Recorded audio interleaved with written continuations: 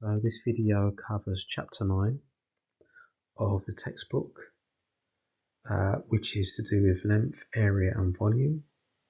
So let's start with a circle and look at the formula for the area of a circle and the circumference of a circle. So the circumference of a circle is basically like the perimeter. Let's put in here important measurements that we need to know.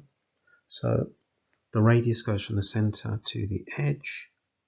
The diameter goes all the way across like this through the middle.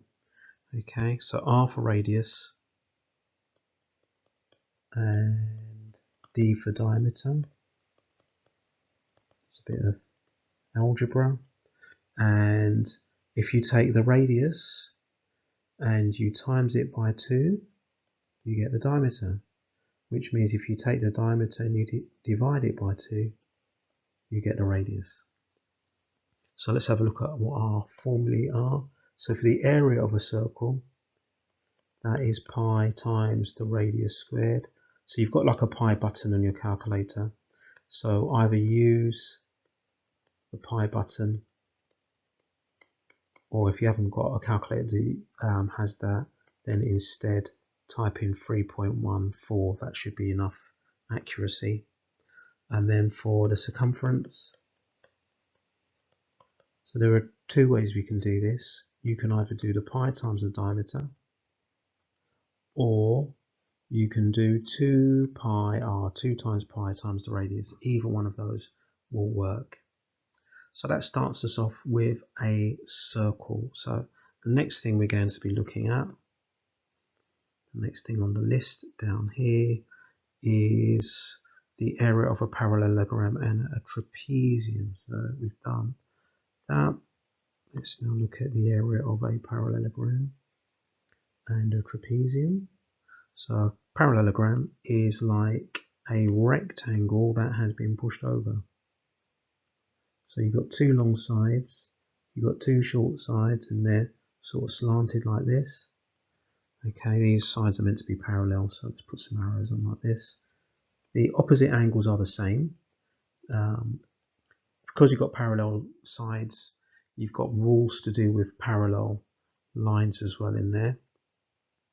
Now this measurement at the bottom, that length is called the base, like in a triangle.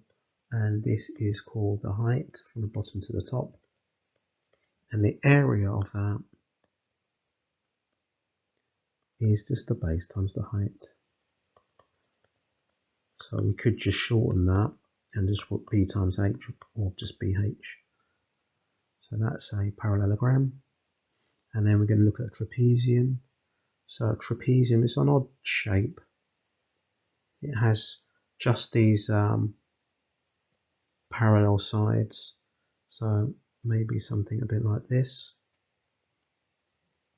Parallel sides here.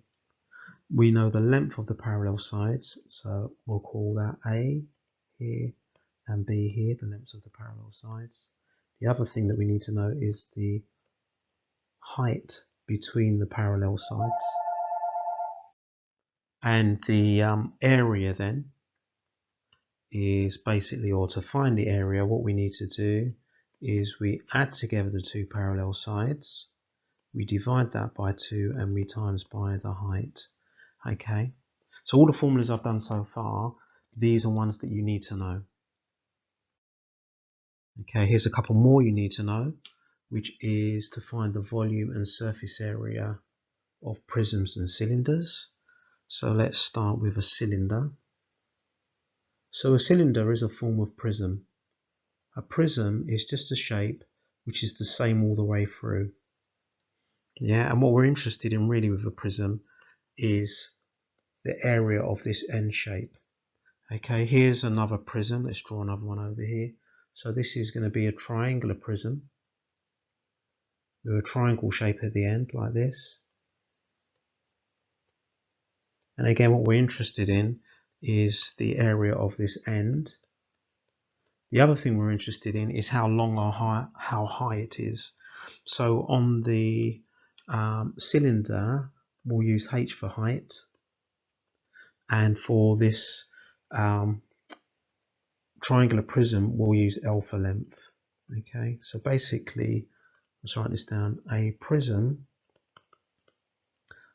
is the same shape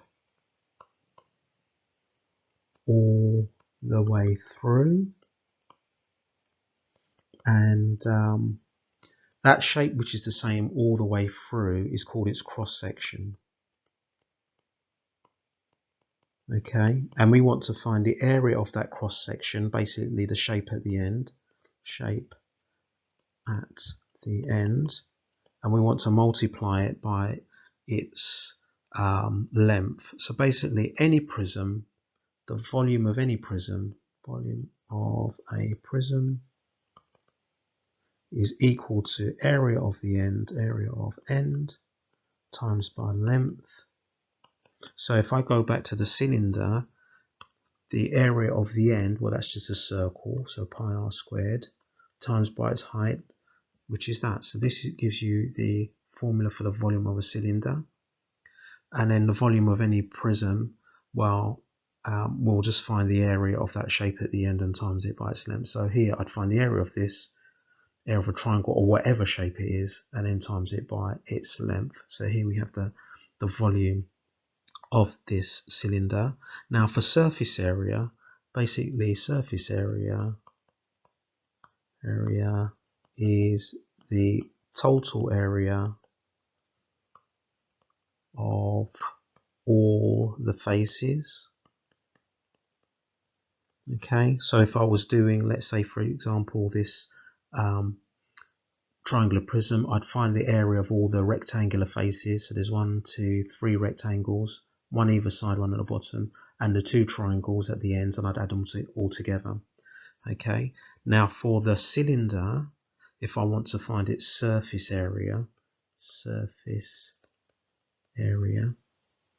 that surface area is going to be equal to 2 circles, basically like the top and the bottom, so 2 pi r squared plus, let's do it in a different color, this bit that goes all the way around, and that is called the curved surface area.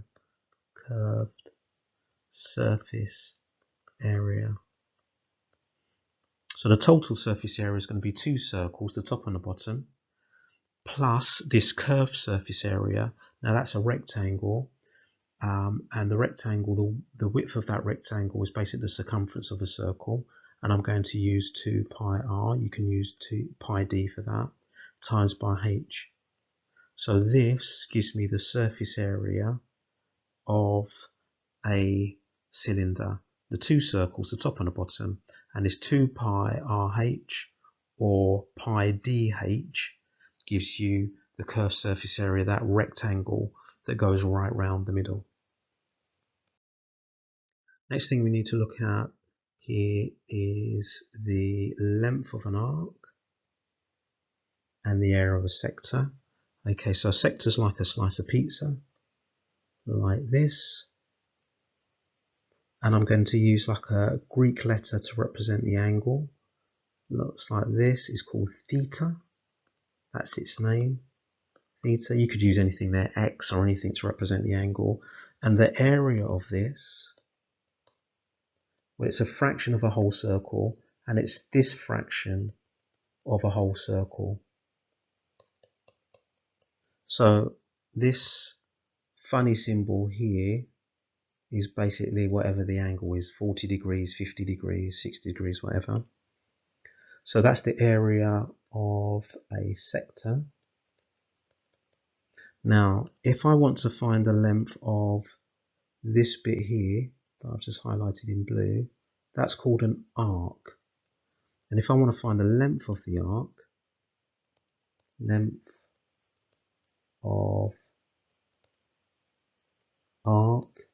that's curved bit, that is a fraction of the circumference.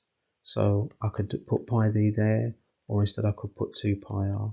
So yeah, it's a fraction of the whole circumference. So what we've got here is the area of a sector, this piece of pizza, and here I've got the length of the arc, the length of that curved part there. So if I wanted to find the perimeter of this pizza shape, that would be these two bits, so that line, this line, so the two edges, and the curved bit.